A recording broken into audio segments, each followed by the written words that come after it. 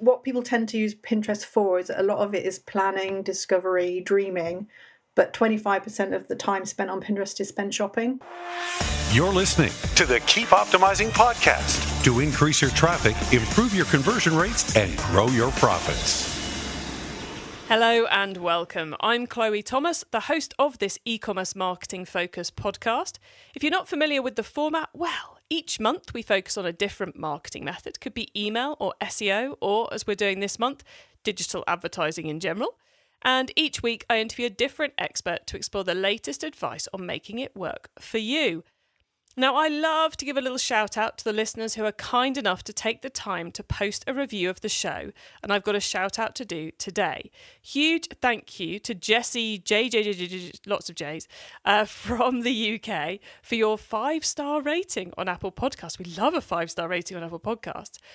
So Jessie with all the J's says, "This podcast is the real deal. The host is super organised and ensures the episode packs a valuable punch every single time. On my must-listen list every week."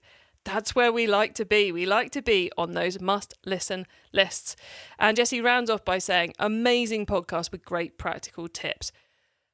Thank you so much, Jessie, with all the J's, for your review. We really do appreciate it. Me and the whole team appreciate it. And if you're listening and going, "Oh my God, I'd love a shout out at the start of the episode," then just go to keepopt.com/review to find out how to leave a review. And you never know, I might be reading out your review in a future episode. Well, as I've already mentioned, this month we're all about digital advertising. Now is the most exciting time I've ever experienced in digital advertising in e-commerce. And I've been doing it for 20 years, very nearly 20 years, 19 years technically now. So why is it exciting? It's exciting because there's now options. It's not just the Google Facebook show anymore. And because Google and Facebook are at the point where they've become red oceans. If you're familiar with blue ocean, red ocean theory, it's that it's hard work playing in a red ocean. It's too packed, it's too busy. And there are blue oceans out there where if you can find them, life becomes more fun, happier, more profitable. And Google and Facebook, due to competition levels, are now an awful lot harder to achieve great success in. So should you be moving some of your digital advertising budget somewhere else? That's what we're mainly exploring this month. So we've done an episode on TikTok ads and how to do those. We've done an episode on the iOS 17 impacts and a bit about privacy and how that's impacting on ads at the moment. So it's kind of like stuff you need to know before Q4. And then this episode, we're talking about Pinterest ads. We're exploring another platform that might be a great place for you to deliver great sales for your business. So we're looking at Pinterest ads. We're going to be covering a little bit of Pinterest organic too. I learned a lot from our guest today. She's sharing a huge amount of tips and advice. So you're going to really, really like this one. You're going to find out how to get started and set yourself up for success, why you should be doing both organic and ads if you want all the benefits, how organic can actually deliver sales. Organic, social, delivering sales. Who'd have thought? So do make sure you listen right to the end of the episode so you catch all my guest's advice and her quick-fire insider tips answers, which are brilliant, which will all help you maximise the performance of your digital advertising. And then at the very end, I'll be sharing my take on it all, plus outlining some more free ways we can help you improve both your digital advertising and your Pinterest activity even more. So stay tuned right to the end. Do you want more from your paid ad campaigns this year? Are you tired of disappointing results? Are your optimizations delivering low to no performance improvements? If that sounds familiar, it's because the game has changed, which means you need a chat with my friends at Digital Gearbox. They are masters in the art of pay-per-click marketing. Their expert team have helped transform businesses around the world with tried and tested strategies that actually get results. And right now, they're offering a free one-on-one consultation to 10 ambitious Keep Optimizing listeners looking to get more sales and better returns online. Only 10 of you can get this brilliant offer, so don't delay. Get your free consultation now. Head over to keepopt.com/Digital Gearbox and let Digital Gearbox show you the true power of PPC. Do you have a problem only an awesome piece of e-commerce tech can solve? Is your e-commerce tech stack not quite fit for purpose anymore? Then why not explore the latest technology on offer at e-commerce tech? We are going through a hugely changing time in the tech landscape at the moment, and if you want to be bringing the best results you can in your business, then you need to be on top of what's going on in the tech space. To find out that and much more, head to keepopt.com/tech. That's keepopt.com/TECH. keepopt.com/tech to find all the best tools for your e-commerce store. In this episode, I'm chatting with digital advertising expert Helen Johnson. Helen runs e-commerce marketing agency Remix Marketing. She's a straight-talking digital marketing strategist who loves helping online retailers to grow their sales and profits, either through one-on-one training or done-for-you Pinterest, Facebook, Instagram and email marketing. Hello, Helen. Hello, Chloe. Lovely to speak to you. Great to have you here. Thank you so much for being up for shining a light on the less trodden world of Pinterest ads. But before we get into all of that, how did you end up in the digital advertising world? So I spent 30 years in corporate marketing working with design-led products, working right the way up to being a marketing director for the last 6 years.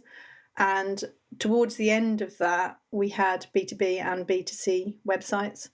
And I spent a lot of time involved in the digital marketing side of that. And I was made redundant in November 2018 and thought about becoming a marketing consultant, but wasn't sure it was right at the time. So I ended up doing 18 months of charity marketing.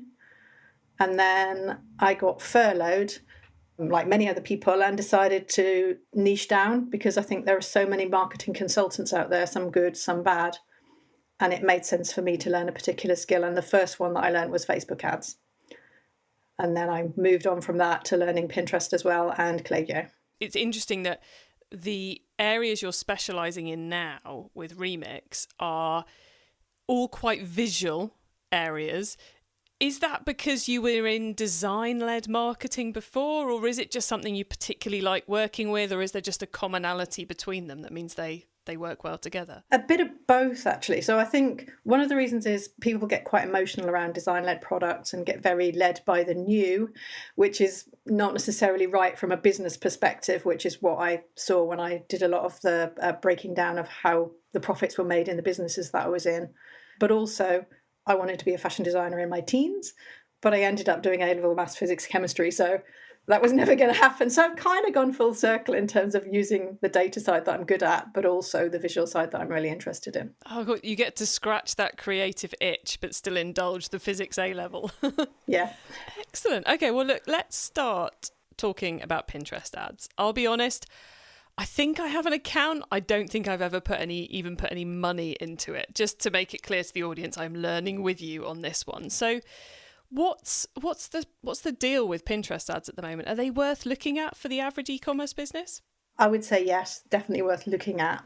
But you are going to need a bit of time on Pinterest for it to really start working for you. And then it'll deliver similar sort of ROASes to what you get on Facebook.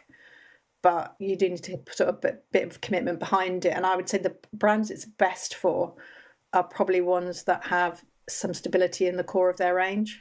Rather than if you're changing everything all of the time, you're going to struggle a little bit on your organic side of it. And ideally, you want to be doing both. Whoa, you've just given me so much there. That's brilliant. Okay, let's work our way through those. So let's do the ROAS first. So we can reach similar ROAS levels to what we might be seeing with a Facebook ad campaign. Can we get the same scale as we can with Facebook? Is there as much potential in terms of volume of sales on the Pinterest platform? There's obviously a slightly smaller audience on Pinterest than there is on Facebook. And a lot depends on what demographic you're targeting. But if you're targeting, the core demographics on Pinterest, the biggest group is female 25 to 34. And then beyond that, there's the two female demographics either side of that, which all have really good coverage. So for those sorts of demographics, yes. And the other thing to say is it skews towards the more affluent demographics in terms of the user base. Got you. So if we're after women with money to spend with a product that has some level of attractiveness to it, I suppose, because there's got to be an image, hasn't there? Then it's going to be a place where we'll find some level of scale, even if it's not as much scale as it could be with Facebook ads. Yeah. Okay, cool. So given that demographic profile that we're looking at, and we'll come back to the range stability point in a minute, because I thought that was a really, really fascinating one. Given that demographic range, is this something that a men's fashion business should just not even look at, or a tools business should not even look at? Or is there that element of, I'm going to sound terribly old-fashioned and sexist here, but it is the reality of women buying the products and influencing the products that the men in their lives buy? I think it depends on the product. In terms of if it's a really nice visual product, so like men's fashion, I would absolutely say definitely fine on there. Something like tools, I think you're going to struggle. What people tend to use Pinterest for is a lot of it is planning, discovery, dreaming, but 25% of the time spent on Pinterest is spent shopping. So they're not just there to plan, they're there to buy once they've chosen what they want. And in terms of demographics, men is one of the fastest growing demographics, as well as Gen Z and Gen X. So it's an interesting platform, and its demographic skew is slightly different from Facebook, which is why the two can kind of complement each other quite well. Got you. It's certainly not a simple, well, it's only women on Pinterest, therefore I'm not gonna do it there. No. Okay, cool. Let's go back then to that stability in the core of the range piece, which is, I don't think, what anyone considers when they decide what ad platform to go on. So I'm going to take a rough punt, and Helen, tell me if I'm wrong on this. The reason you need stability in the range is because you need your ads to be running for a while, and ads become more powerful over time. Am I making good assumptions or terrible assumptions here? It's more true for organic, and I would always say ideally you want to be running organic as well, because you want to be testing what's going to work, so that when you come to your ad creative, you've got a really good steer on what your audience likes. And with an organic pin, if it's going to run for you for 5, 6, 7 years, then if you've got a stable range, it can grow and it can continue to deliver for you. Whereas if you're a fashion retailer who changes absolutely everything every 6 months, then most of your pins are going to land on 404 pages. Which is bad. Or on categories possibly, whereas if you've got something that's more stable, then you're going to be building over time rather than always trying to catch yourself up and potentially disappointing people by having things on your page that are no longer available.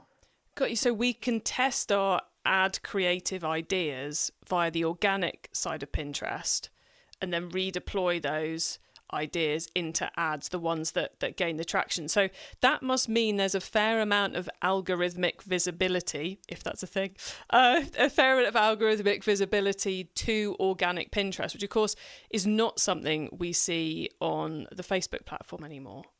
Is that the case? Yeah, so a couple of things to say. So first of all, your ads never die on Pinterest. When you stop spending money on an ad on Pinterest, it becomes a pin. Wow. So it's still indexed and it can still drive traffic, which is totally different to Facebook. But also in terms of building your organic impressions, an organic pin lasts for about 3 months in terms of whether people are going to see it, if it doesn't get picked up a ton. Whereas a Facebook post or an Instagram post is gone within 48 hours and TikTok's gone way quicker. So it is a bit of a different philosophy for the platform. Got you. So let's dive into organic for a second. So organic Pinterest is something you're finding is delivering results for the people you work for. It's worth doing. Oh, completely. Especially if you're working on SEO on your website and you've got your keywords. So organic Pinterest is partly driven by the picture and partly driven by your keywords. So if you've got your keywords nailed already for SEO, then it's a complete no-brainer to be on Pinterest as well, because a lot of people are just pinning pictures and not really thinking about what's sat behind it strategy-wise in terms of the wording. And the wording is one of the it's what people search on is words, and it's part of what the algorithm is searching. So I think because there are so many people who are either not on the platform at all or just doing it badly, that if you're really nailed on your organic, then you can absolutely grow, and you can get a lot of impressions, monthly impressions. I worked with an account last year where we grew the organic impressions from 400,000 a month to 1.2 million. So you can get a lot of eyes on your posts, on your pins. And then, of course, not only are you then getting traffic going through to the website as a result of those pins, but you're also getting great ideas to use in your ads. So I guess organic in and of itself is going to deliver, but also it fast tracks the performance of your ads. Could you do ads without testing effectively, without testing with organic first? Well, you can. Yes, you can. And it depends on the type of ad as well, because you can do retargeting ads, basically. Not called retargeting ads on Pinterest, but same as retargeting ad for Facebook from your catalog feed. So that sort of thing, in theory, you could do. And I have seen advertisers start with that as a strategy, because if you've got the Pinterest tag on your site, which is like the Facebook pixel, then you can build all those audiences. So we can do a product feed into Pinterest with Pixel, re-show people who've been on our website pictures of products type scenario. Yes. Okay. But I'm guessing from the way you just explained it, that's not where you'd suggest someone starts with Pinterest ads. So what's the basic starting point for us if we wanted to deploy Pinterest ads and we wanted to start in the next few weeks? Well, if you're an e-commerce retailer, where I would start is, obviously you want to be a verified merchant. So you'd apply to be a verified merchant. You'd set up your tags and your feeds. So you've got a catalog feed. So then every time you launch a product, it becomes a pin on Pinterest.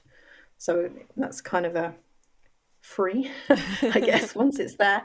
But then I would be then looking at your keyword research. So when you come to create audiences in Pinterest, you're really looking for probably 75 keywords initially. And you want to be building them and testing some of those on organic pins, ideally, to see which ones are going to get traction for you. So that can go in the actual pin copy rather than just in the interests that you're going to be advertising to and the keywords you're going to advertise to.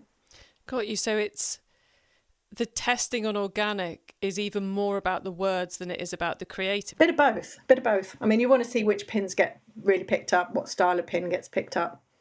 That'll give you a bit of a steer, certainly for your I should explain. So Pinterest ads are a bit like Facebook ads used to be. So in Facebook, where you would run traffic and then you would run conversion, in Pinterest, you would start off running a consideration campaign initially, and then you would then move on to a conversion campaign normally.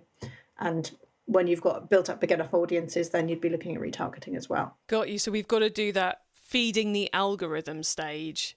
Yeah, I mean, the algorithm's not nearly as mature as the meta algorithm, because it's just not been around as long and it's not had the same volume of traffic put through it. Got you. So just for anyone who's going, what on earth are they talking about? So what we're talking about is if you do a consideration focused ad on Pinterest, then Pinterest is going to show it to more people because they're not trying to drive the conversion, which means they're going to learn about your traffic and learn about who converts. So then it's got the data about your business in the algorithm. So when you switch to conversions, it knows what it's doing, basically.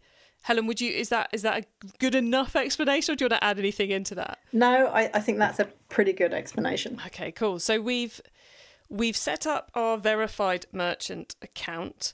We have set up our tags, we've set up our feeds, and we've started testing creative and keywords within the organic. So then the next thing is we take some of our best organic posts and create those as consideration ads. Is that the process we go through? Yeah. Or you would take the learnings from those posts, and maybe you might create a completely new pin that you're going to use for your, but it'll tell you maybe which is the best product, which is the best style of graphic, that kind of thing, to help you then inform your creative so that you've got the best chance. Got you. And then we run our consideration ads for a couple of months, and then we switch over to conversion or test conversion? It depends on your budget, but I mean, you can easily switch over in a month, as long as you've got a reasonable budget. What does a reasonable budget look like on Facebook ads? Because I'm sure the listeners are now going, "What? How much do I need to spend?" Well, ideally, you want to be spending probably £20 a day per ad group, which is the equivalent of an ad set in Facebook. But obviously, you can spend a lot more than that. But as a basic, it is possible to spend less, but if you want to learn reasonably quickly, then that's probably where the baseline would be. So not too high an entry target for our budgets. No, not too high. But I think you have to caution that against it. It's going to take time before you see the sorts of ROASes that you might see pretty quickly on other platforms. Yeah, I was going to say, on the time front, if we've got a bit of setup to do, a bit of verification to do, then because we're sensible and we're not going to go spending our money on ads before we know what we're doing, we've got to do some organic to learn those lessons. Is this something, the audience are hearing this mid-August 2023, is this something they could get working in time for Christmas 2023, for Q4 sales? Or if they start now, are they really looking at building organic for Christmas, and ads are going to start to kick in 2024? That's what I'm reading between the lines of the stuff we're talking about here. That's my sense, but is it possible to get it working for Christmas? Not really. So in terms of organic for Christmas, I would be looking to create organic pins in August and September, because they're going to take 3 months to index. So by the time they're fully indexed, then you're going to have the momentum behind them. Those same things, you'll get some, well, assuming if you're starting from scratch and starting a consideration campaign, you're going to want to be starting to use some of those certainly in September, so that you can then go on and have your campaigns running in October, November. So we've just about got enough time to give this maybe not a full rollout, but definitely a good test, and take advantage of that Christmas traffic to test the platform really well. Yeah. Cool. And then the organic post you're putting live a couple of months before you need them to deliver. Did I get that right on the organic side? Yeah, it does depend on the type. So a standard pin is going to take a few months to get indexed and start to be what it's going to be. An idea pin will get more exposure straight away. So what's the difference between those two pins for the uninitiated? Well, the biggest difference between the two pins is, for organic, a standard pin or a video pin can go to your website or wherever you want it to go to. An idea pin will only link back to your Pinterest account. So it's a great way to get eyes on your account, but it's not as good a way to get people out to your website and actually potentially buying. Got you. So the one that links back to your profile, that's the one which gets faster traction, but the other version that links back to your website takes slower traction. Yeah. How fascinating. I now just want to talk to you about organic Pinterest, but that's not what we're here to do. So I shall try and avoid doing that. Helen, we've taken quite a crazy roadmap through Pinterest ads. We've covered an awful lot of bits and pieces. What's the key message on Pinterest ads you'd want the audience to know before they start giving it a test? I think the first thing to say is you need to be patient to see results. So if I was to pick up a new client on Meta ads, I could probably optimize their account in 3 months. If I picked up a Pinterest one on ads, it'd be 6 months before you really understand what the true potential of the account is. So it's definitely not a platform to come to if you're distressed and need immediate sales, because that's just not the way Pinterest ads work. Super important thing to know. Thank you very much. You said first thing to know. Was there a second? In my view, you really ought to be thinking about organic as well as ads, because you're really looking ideally to be getting 50% of your revenue from organic as you build your account over time. And who doesn't want that? I mean, it's the same as looking at PPC versus SEO. Yes, you can keep throwing money at it, but that doesn't make a lot of sense if there's a lot of potential for free sales if you just choose to sit behind it and be consistent and keep posting.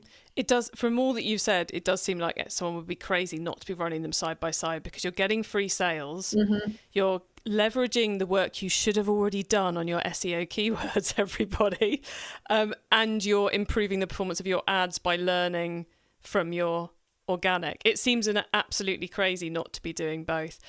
Helen, thank you so much for letting us pick your brains about Pinterest ads and a fair slice of organic too. Listeners, remember to stay tuned right to the end so you don't miss out on Helen's insider tips on digital advertising and my suggestions for more free resources to help you improve things even further in your businesses. Do you want more from your paid ad campaigns this year? Are you tired of disappointing results? Are your optimizations delivering low to no performance improvements? If that sounds familiar, it's because the game has changed, which means you need a chat with my friends at Digital Gearbox. They are masters in the art of pay-per-click marketing. Their expert team have helped transform businesses around the world with tried and tested strategies that actually get results. And right now, they're offering a free one-on-one consultation to 10 ambitious Keep Optimizing listeners looking to get more sales and better returns online. Only 10 of you can get this brilliant offer, so don't delay. Get your free consultation now. Head over to keepopt.com/digital gearbox and let Digital Gearbox show you the true power of PPC. Do you have a problem only an awesome piece of e-commerce tech can solve? Is your e-commerce tech stack not quite fit for purpose anymore? Then why not explore the latest technology on offer at e-commerce tech? We are going through a hugely changing time in the tech landscape at the moment, and if you want to be bringing the best results you can in your business, then you need to be on top of what's going on in the tech space. To find out that and much more, head to keepopt.com/tech. That's keepopt.com/TECH. keepopt.com/tech to find all the best tools for your e-commerce store. Okay, Helen, so far we've gone deep into Pinterest ads. Now you get to wow us with your insider knowledge about the whole of digital advertising. So for the following questions, your answers can be anything to do with digital ads, which of course does include everything we've already been talking about. Helen, are you ready for the insider tips? I am, yes. Excellent. Let's start with newbie advice. If we've inspired someone to take their first step, what do they need to know to give themselves the best chance of success?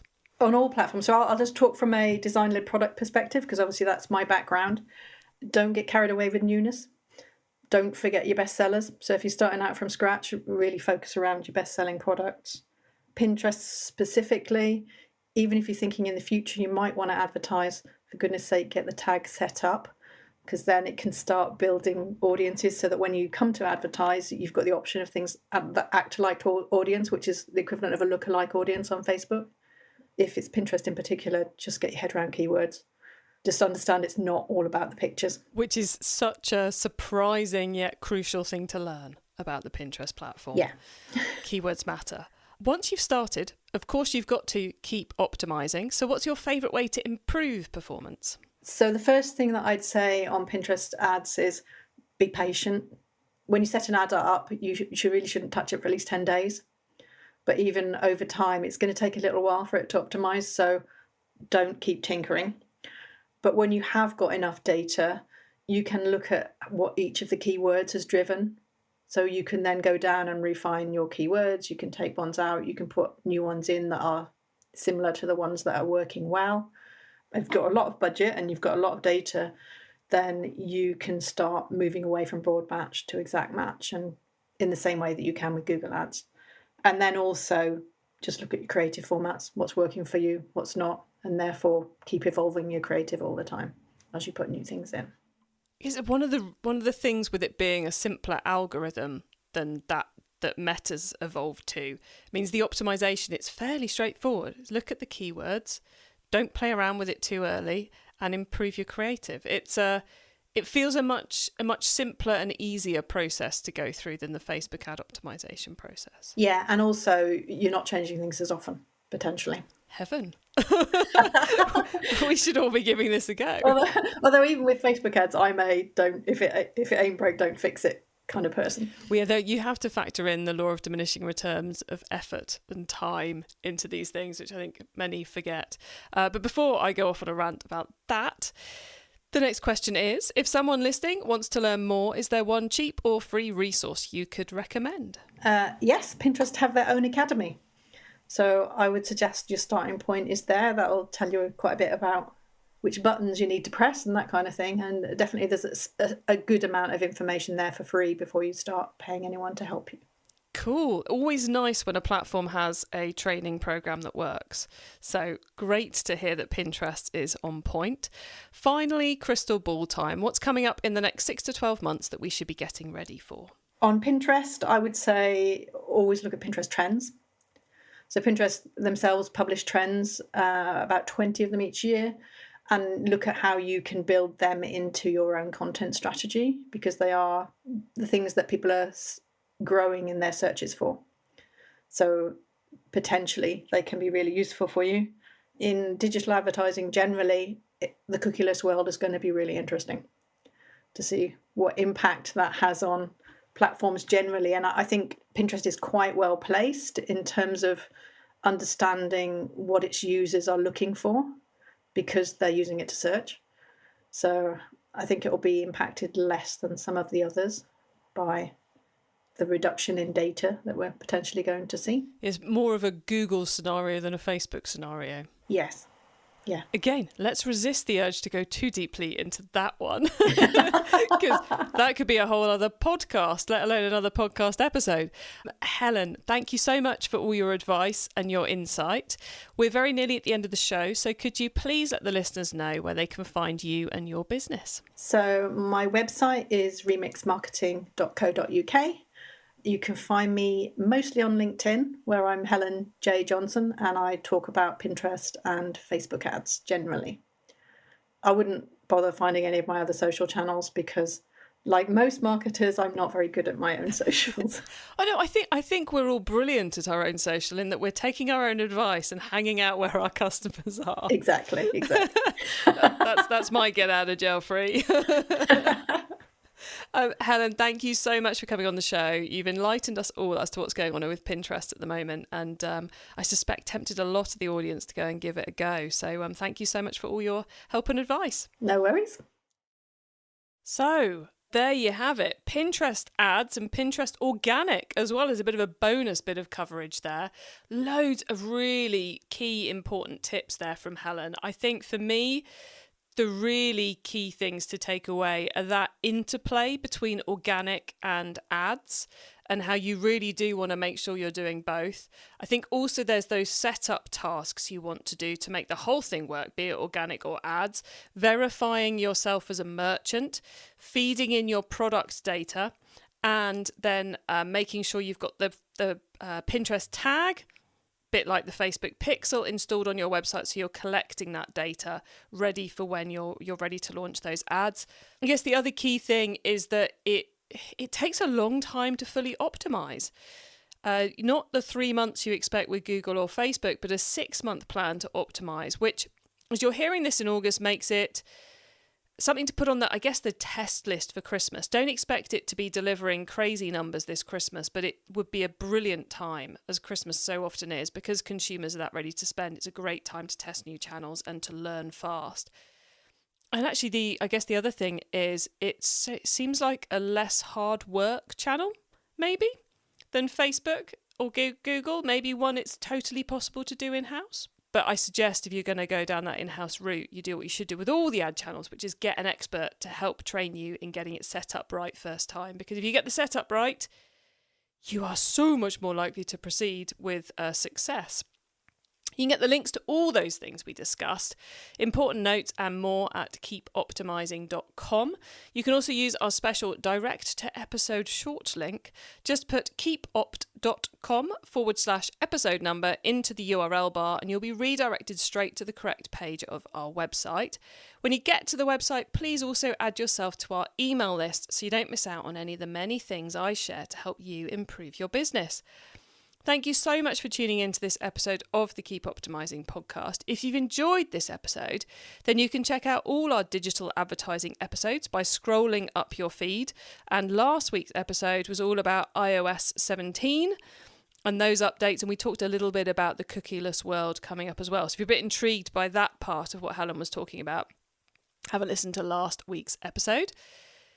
You can also find all our advertising episodes via the short link keepopt.com/advertising, which will also have, you'll find links on that page to our Facebook ad episodes, of which we've got loads, and our Google ads episodes, of which we have loads. We've also recently set up a page for all our Pinterest episodes because we've occasionally covered it here and there. We've never done a full month on Pinterest. If you want a full month on Pinterest, let me know and I will see if we can manage to do it next year for you. But yeah, keepopt.com/Pinterest and you will find the page that gathers together the content we have done on Pinterest for you. Please do tell your fellow marketers about the show because I don't just want to help you improve your marketing, I want to help them improve their marketing too. So please do spread the word and have a great week.